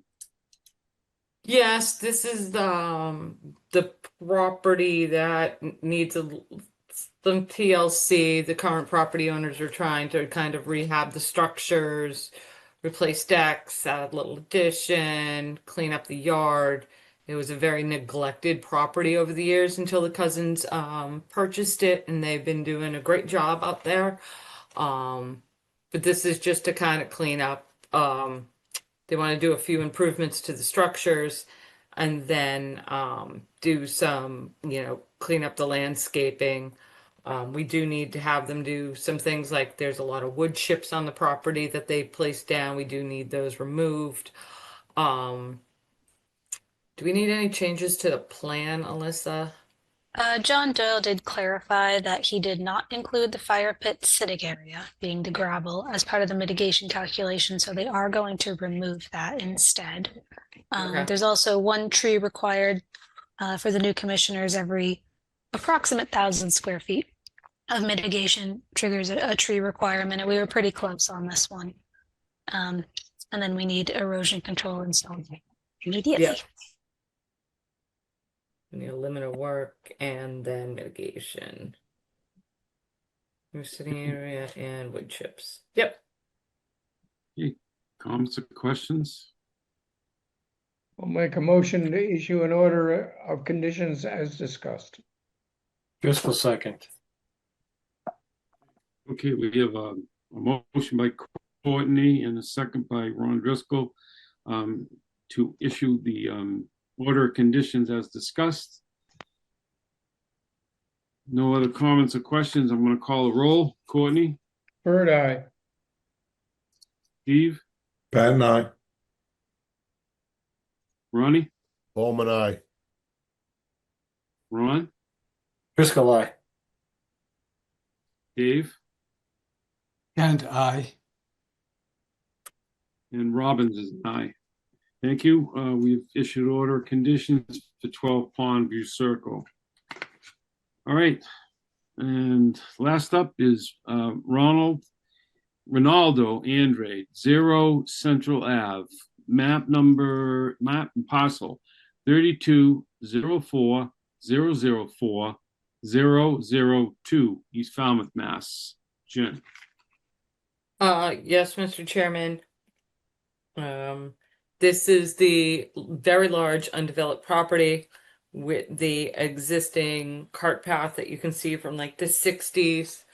That goes up and over a coastal bank and down towards the water. There are 3 main concerns from the staff end on this project. One is the way the coastal bank was delineated. That delineation is going to affect how the rest of the property is potentially developed. I do not agree with the way the coastal bank was delineated. It should be treated as one continuous landform, and they are really drilling down into the minutia of that bank so they can get that 100-foot B zone buffer.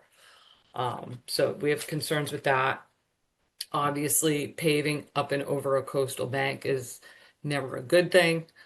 And then the proximity of the structure to the limit of work.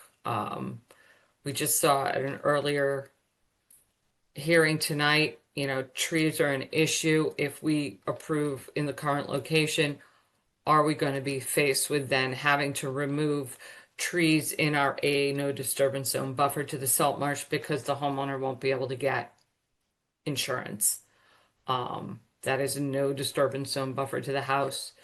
It's a fairly large lot. There are other places to put the home, and they are trying to shoehorn it right in. Yes, it checks the boxes, But again, the staff has concerns with the practicality of it. And now, you know, again, are we going to be faced with some insurance report that says they can't get homeowners insurance because all these trees have to need to come down? So I really think it's putting the commission in a difficult position. But those are just the staff's concerns. Melissa, Nothing to add. Thank you. any discussion? Yeah, Mr. Chair, I have a concern about that road as well. Did you, Jen, talk to the zoning, planning people about the width of the road and whether or not they're gonna require a turnaround for fire trucks? Unfortunately, Courtney, I just got too busy and I wasn't able to catch up with the zoning administrator is out. And I wasn't able to catch up with planning. I apologize. Okay, because I have real concerns about this. In other words, what's bothering me about this project is we're not seeing the big picture. And so we're being asked to approve something that is opening potentially a can of worms. So I have real concerns about this project. Courtney, I can understand, but wouldn't it would be, no matter what they did, if they were to build or to try to develop the rest of that property, they would still have to come back to us. And I'm assuming that the zoning board of appeals would be looking at road widths and, you know, whether it's a T or some sort of a cul-de-sac or something to turn around. Right, but yeah, but where? You know, I understand, but wouldn't the answer be, well, you can't do it? You know what I mean? So I'm trying I mean, this is only me personally. I'm just trying to focus on this particular application, and I have a lot of the same issues that Jen has. You know, limited work, and I'm not all that big on paving over that coastal bank, I'll tell you. You know, stuff like that. So I know, and like I say, I'm just working on this article, you know, the application itself. So that's where my issues are. You know, I see construction sites every day, numerous construction sites, and I see some of these places. I don't care if you have 25 feet. You know, it's still, you know, as far as the limit work goes, they'd still get into it somehow. So that's where my big concern is on this particular application. So I said my piece on it. So, I can't. Anyone else? Yeah. I honestly can't support it. It's pushing the envelope too much. And you know, I think they could have been more forthright about the big plan on this. And so it troubles me deeply. And I think we're making a mistake if we approve it. But that's just me. Mr. Chairman? Yes, Steve. I agree with your concerns. I honestly have been of the opinion that they're not going to proceed with this construction when they figure out its impact on the rest of the lot. But that's a risky position to take as a commissioner. I also believe they've met all the steps and hurdles that we put in front of them, and they still have others within government. So that's where I am now. But I'd make a motion to close it with the staff making their recommendations very clear. I have one question. I'm a little unclear. Have we decided yes or no on the paved road, or I'm unclear how we make that decision. Seems like we keep talking about it, but I'm not sure if we're making progress on it. I'm not sure how that's done. Well, Have we decided against the paving? If we disagree with it, we put it in the order of conditions. That's all. You know, it sounds like the board. I hear more negative comments on that pavement than so. Right. So it would be dependent on how the motion's put together for the orders. You know, again, I just, forgetting the rest of it, the project itself is where I have issues with it too. So, Yeah, anyone else? Ronnie has his I'm hand sorry. up. Ronnie has one. I'm in agreement with you, Russ and Steve, and I see the concerns, but I think we can close with this and move forward. Okay. So I Well, made a motion to close the hearing. Can I get a second? Second. well, So are actually, you, for a motion to issue an order of Excuse me. condition. Absolutely. Excuse me. So, I mean, we should, if you're gonna make that, we probably should, the wording should address the paved driveway. You know, any other concerns, you know, so when you put this motion forward, Steve, you know, if you want that in there, if not, you know, then it gets voted down because of one thing, you know what I mean? I certainly hear what you're saying. I understand the issues, the positive about paving it and the negatives about paving it. And for me, paving it seemed to be less impactful, surprisingly. so Steve, your motion is just basically vote the project as proposed, pavement, limit of work, coastal bank. Correct. Okay. But I do have one more question. Jen, do we need to have that coastal bank redrawn before we make a final decision? You have questions about the bank. I think it should be looked at, but that's the staff's position. If the board's comfortable with the delineation, you can proceed. I just have concerns the way it was delineated. Sounds to me like that's something we should take a look at before we approve this. Well, you've already closed the hearing, so we can't re-look at it. So the board either has to vote an order of conditions up or down. You I either see. vote for the order of conditions or you don't vote for an order of conditions. So Dave, what this board does, it always puts a positive motion on the table. Even if the board wants to deny a project, I'm not saying that's what this board is going to do with this particular project. I'm just explaining the process. It's a strategy that our council wants us to do, a procedure our council wants us to follow. We put the positive motion on the floor, and if you're uncomfortable with the project, you don't like aspects of the project, you don't want to vote for it, you just say Kent no. Okay. So we're going to vote on that in a minute then? Have I missed it? Did we already vote tonight on this? We didn't, did we? No, we haven't. no, Nope. we have a positive motion on the table to approve the order. Well, I'll just say I'm leaning against saying no because Jen doesn't have confidence in the coastal bank.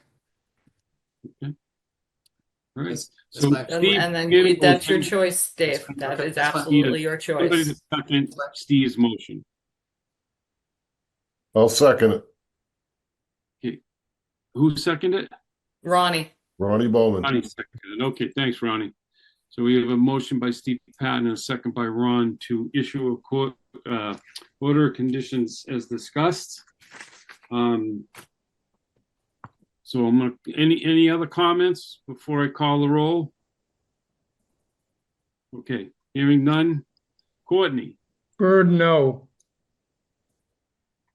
Steve, Patton, yes. Ronnie, Bowman, yes. Ron Driscoll, Driscoll, aye. Dave, Yeah, no. and Robbins is a no. So we have a tie. So Didn't You- pass. You didn't get the votes to pass. no, it's a tie. It's a tie. So it doesn't pass.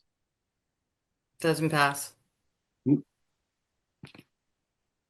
You need a majority of the quorum present The quorum present is 6. A majority of the quorum would be 4. Yeah. Correct. So that's it. Okay. All right. All right. Before we go, thank you all. Courtney, thank you. I'm telling you, you Oh, carried me you tonight, know, buddy. Russ, this is a tough one. You did a good job. You get an A minus. I would give you an A, but I didn't, that allows for improvement. Anyway, you know, I gotta All remind right. that this is one of the toughest parts of our job is when we face a vote like we just did. And, you know, we all feel strongly about it, and I respect you all for the votes the positions you took. I think in this case, it was the right decision. Anyway, on that note, I'll move that we adjourn. Patton second. We have a motion, a second to adjourn. Bird eye. Patton, aye. Bowman, aye. Ross Driscoll, Cummins, aye. Cat eye. Nice job We are- tonight, guys. Very nice job, Russell.